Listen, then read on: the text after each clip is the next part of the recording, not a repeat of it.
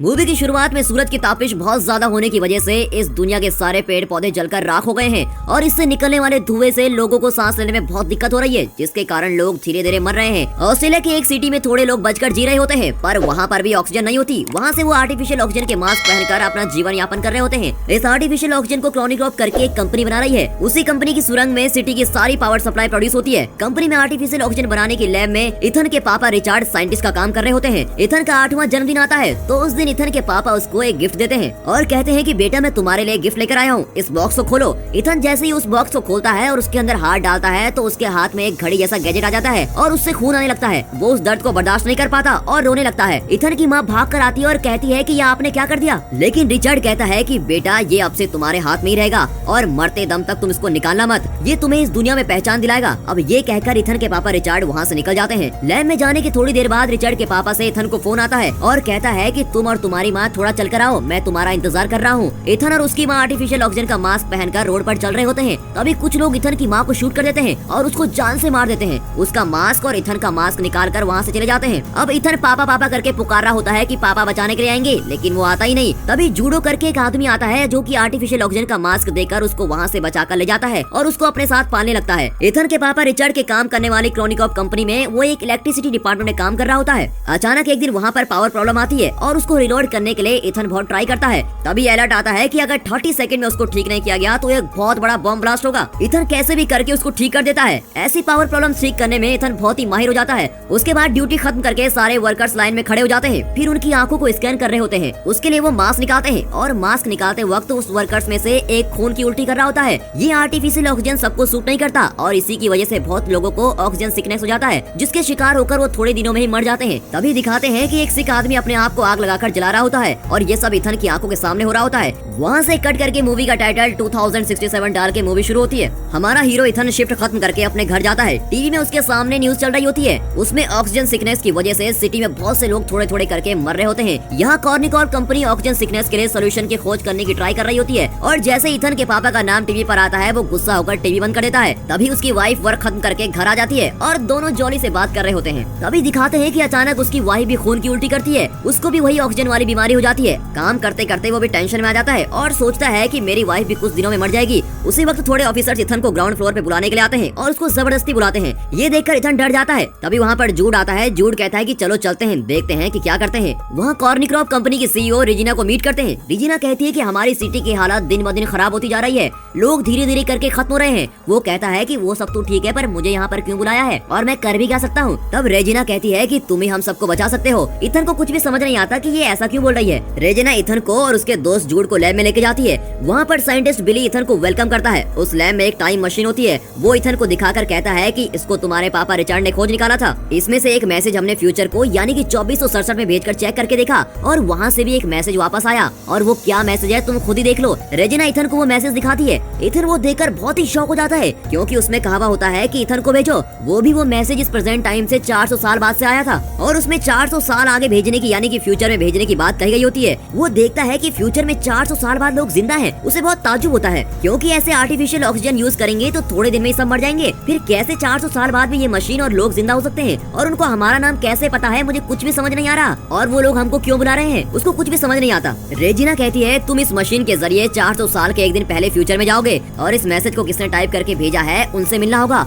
और उनके पास बात करके इस डिजीज की दवाई पूछ कर मांग कर लानी होगी और उन लोगों ने तुम्हें ही बुलाया है इसलिए तुम्हें ही जाना होगा, तुम्हें ही दवाई को ढूंढ कर लाना ही है। यहाँ पर मौजूद हजारों लोग अपनी मौत और जिंदगी के बीच लड़ रहे हैं। फिर बिली बोलता है कि इसमें एक प्रॉब्लम भी है, हम सिर्फ तुमको यहाँ से भेज सकते हैं पर वापस आने का रास्ता तुमको ही ढूंढना पड़ेगा। रेजिना कहती है कि फ्यूचर में भी ऐसे ही कुछ जरूर होगा जिससे तुम वापस आ सकोगे और ये सुनकर इथन कहता है कि ये सब मुझे नहीं करना, मेरी वाइफ को ऑक्सीजन प्रॉब्लम है, मैं उसके साथ रहना चाहता हूँ क्योंकि उसके आखिरी के दिन बचे हैं, उसको छोड़कर मैं बिल्कुल भी नहीं जाऊंगा। और ये बोलकर इथन वहाँ से निकल जाता है। उसके बाद इथन और उसका दोस्त एक जगह बैठकर बात करते हैं। तब इथन अपने दोस्त के पास कहता है कि मेरे पापा रिचर्ड की तरह मैं अपनी वाइफ को कभी भी अकेले नहीं छोड़ने वाला हूँ। इस वक्त मैं उसको अकेला छोड़कर तो कतई नहीं जाऊंगा तभी जूड कहता है तुम दूसरों के लिए दवाई लेने नहीं जा रहे हो, तुम अपनी वाइफ के लिए भी दवाई लेने जाओगे वहाँ। और फिर उसका मन बदल जाता है। इथन घर जाकर जो कुछ हुआ वो सब बातें अपनी वाइफ को बता रहा होता है। वो सुनकर उसकी वाइफ कहती है कि तुम कैसे इतने सेल्फिश हो सकते हो, तुमने देखा था पिछले साल मेरी क्लास में 20 बच्चे पढ़ रहे थे पर अब सिर्फ क्लास में 12 ही बचे हैं। ऐसे ऑक्सीजन की कमी से मरने से बेहतर है तुम वहाँ जाकर दवाई लेकर आ जाओ, तभी सब खुश रह पाएंगे। ये सब तुम करोगे तो मुझे बहुत गर्व होगा, तुम जरूर मेरे लिए दवाई लेकर वापस आओगे, मुझे तुम पर बहुत भरोसा है और तुमको जाना ही होगा। उसके बाद इथन रात को जब उसकी वाइफ सो रही होती है तो वहाँ पर एक फूल रख देता है, बट वो फूल असली का नहीं होता,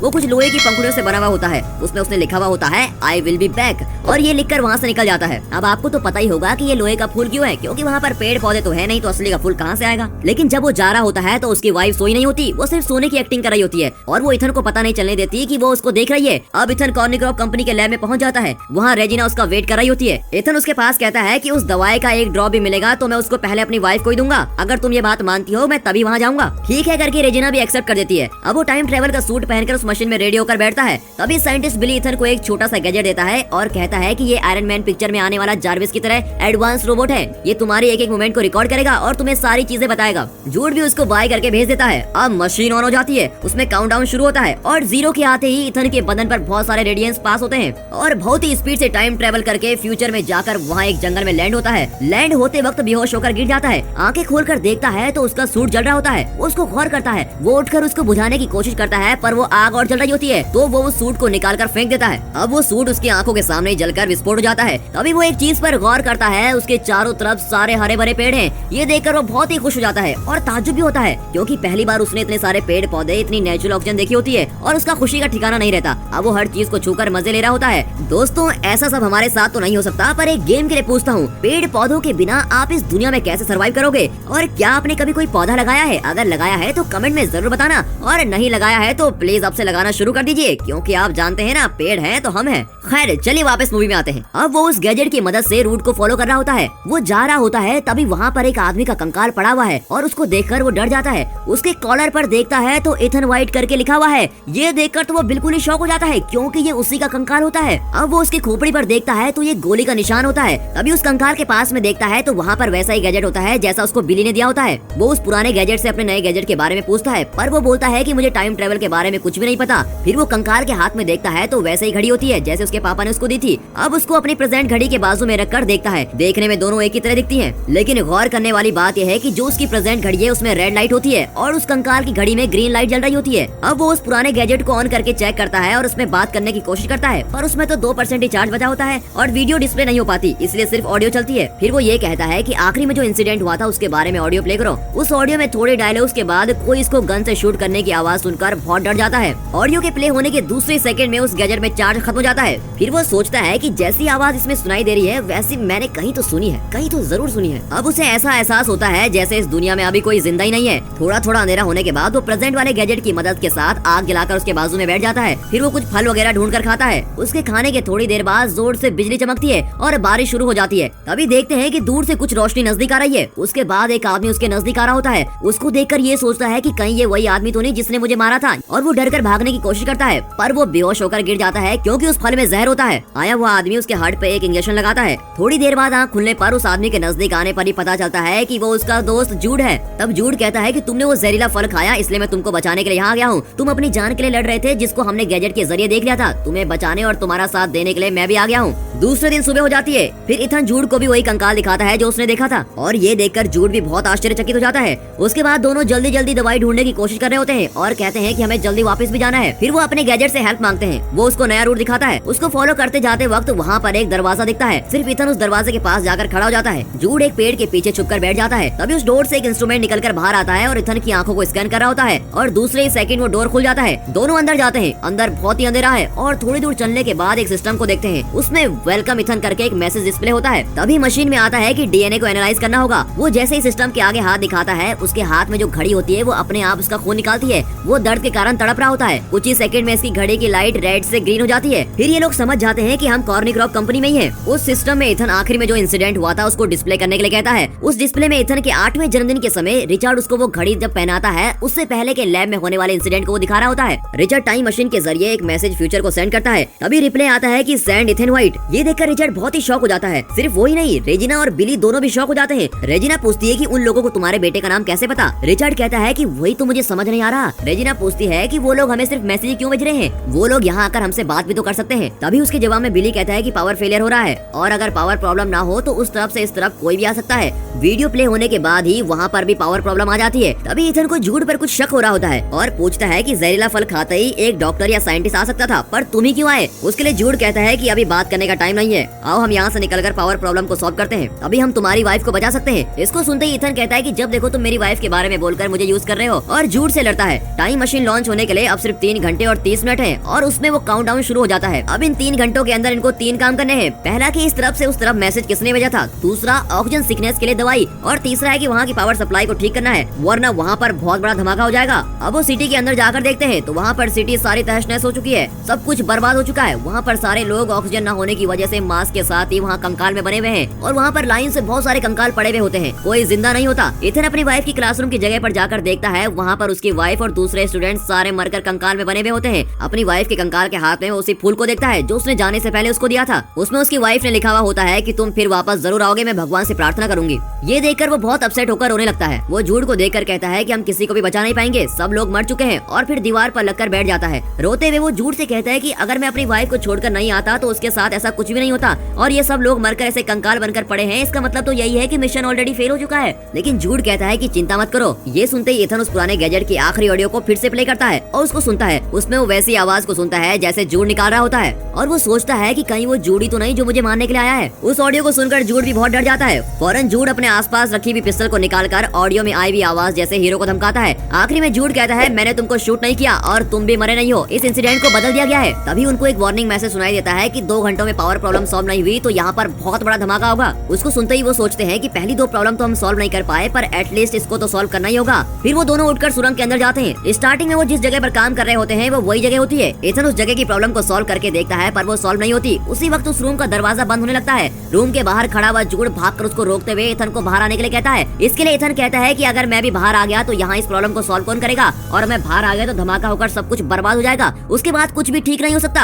अब जूड के हाथ को धक्का देकर वो उस दरवाजे के अंदर ही बंद हो जाता है। जूड बाहर से बहुत चिल्ला रहा होता है। उस रूम में ऑक्सीजन धीरे धीरे कम हो जाती है, लेकिन वो उस प्रॉब्लम को सॉल्व कर लेता है और बेहोश हो जाता है। तभी जूड उस डोर को तोड़कर अंदर आकर बेहोश हुए इथन को उठाकर वहाँ से बाहर ले जाता है और पावर सप्लाई फिर से एक्टिवेट हो जाती है। अब उन्होंने तीसरा काम तो यहाँ पर पूरा कर लिया, जो था पावर सप्लाई ठीक करने का। अब इथन यहाँ की सारी चीजों को जानने की कोशिश करता है, पर जूड उसको कुछ भी जानने नहीं देता, इसलिए जूड और उसकी लड़ाई हो जाती है। तभी इथन को एक आइडिया आता है। अपने नए गैजेट की बैटरी को निकालकर वो पुराने गैजेट में डाल देता है और उसमें वीडियो प्ले करता है। इसी बीच इथन जूड को एक रूम में धकेलकर उसको बंद कर देता है। आखिर में उसके पापा रिचर्ड के साथ क्या हुआ ये जानने के लिए वो वीडियो प्ले करता है। उसमें दिखाते हैं कि रिचर्ड इथन के पास बात करता है। इथन, तुम्हारा डीएनए होगा तो ये मशीन एक्टिवेट होगी। ये मशीन बुरे लोगों के हाथ में नहीं आनी चाहिए। ये मशीन अगर बुरे लोगों के हाथ में आ गई तो लोग इसका गलत उपयोग करेंगे, तुम्हें ही सबको बचाना पड़ेगा। तभी वही वाला सीन आता है जब वो कह रहा होता है कि तुम और तुम्हारी मम्मी चलकर आओ, मैं तुम्हारा इंतजार कर रहा हूँ, और फोन कट कर देता है। तभी रेजिना और जूड को दिखाते हैं। रेजिना कहती है कि इन सारे लोगों को बर्बाद होने दो, अगर मर गए तो दुनिया अपने आप ठीक हो जाएगी और फिर से पेड़ पौधे उग जाएंगे और ऑक्सीजन बनने लगेगी। अब क्योंकि रेजिना चाहती है कि वही फ्यूचर में जाए और सिर्फ वही बच पाए, रिचर्ड कहता है कि मेरे बेटे का डीएनए रहेगा तो ये मशीन एक्टिवेट हो पाएगी। रेजिना बिली के पास कहती है, तुमको ये मशीन ऑपरेट करने आती है? वो कहता है कि हाँ पता है, और जैसे ही वो कहता है उसके अगले सेकंड वो बिना कुछ सोचे समझे झट से रिचर्ड को शूट कर देती है और वो वहीं पर मर जाता है। रिचर्ड के मरने की वजह से ही वो उस दिन अपनी वाइफ और बच्चे को बचाने के लिए नहीं जा पाता, और अब इथन को समझ में आ जाता है कि उस दिन पापा बचाने क्यों नहीं आए, और अब उसके दिल से अपने पापा के लिए नफरत चली जाती है।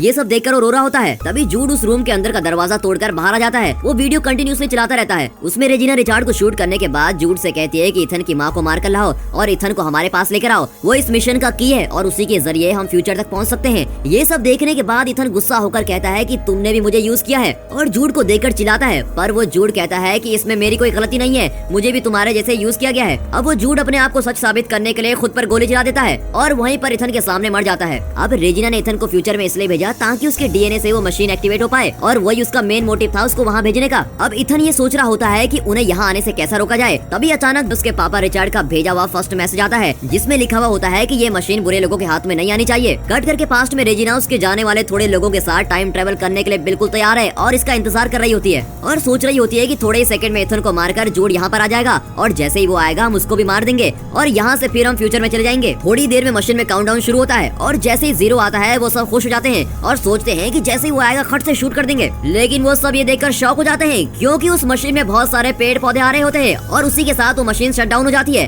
कट करके दिखाते हैं कि इथन ने मशीन को बंद कर दिया है और उसको देखकर रेजिना चीखकर बहुत जोर से चिल्लाती है। उन पेड़ पौधों के साथ रेजिना के रिचार्ड को भी शूट करने वाली वीडियो भी है और उसी के साथ उसने अपनी वाइफ के लिए गिफ्ट भी भेजा है। तभी एक एनोनिमस रेडिएशन के जरिए इन्फॉर्मेशन मिलने की वजह से पुलिस कॉर्निक्रॉप में छाप मारती है। सारे पेड़ पौधों को लेकर रेजिना को भी गिरफ्तार कर लिया जाता है। इन पेड़ पौधों के साथ वो लोग नए पेड़ पौधे उगा रहे होते हैं और यहाँ पर दूसरा काम खत्म होता है और सभी लोग सोच रहे होते हैं कि भगवान ने उनके लिए पेड़ पौधे भेज दिए हैं। ये सब कुछ न्यूज में चल रहा होता है। उसकी वाइफ ये देखकर बहुत खुश हो जाती है और सोचती है कि ये इथन का काम ही है और वो समझ जाती है कि मेरे पति इथन ने किया है। तभी इथन का भेजा हुआ गिफ्ट एक लड़की आकर उसको देती है। उसको ओपन करके देखती है तो उसके अंदर असली का फूल होता है। उसको देखकर वो बहुत खुश हो जाती है और उसकी आंखों में आंसू आ जाते हैं। अब फ्यूचर में रह रहे इथन को दिखाते हैं। अब वो भागकर जाके सिटी को देखता है। वहाँ पर भी बहुत सारे लोग जिंदा हैं और सारी सिटी में हरे भरे पेड़ पौधे हैं और वहाँ पर बहुत खुश रहता है। और यहाँ पर ये मूवी खत्म होती है। इस फिल्म को समझने में थोड़ी दिक्कत जरूर होगी, मैं समझता हूँ, पर इस वीडियो को आप फिर एक बार जरूर देखिए ताकि इसके अंदर की सारी हिडन डिटेल्स आपको समझ में आ जाए। अब मैं आपसे एक सवाल पूछता हूँ, आपके पास एक ही चॉइस है, यानी कि आपको टाइम ट्रेवल करके अपने चाहने वाले साल और चाहने वाली जगह में जाना है, पर आप वापस नहीं आ पाएंगे, तो आप किस जगह जाना पसंद करेंगे हमें कमेंट सेक्शन में जरूर बताना। And finally thanks for watching.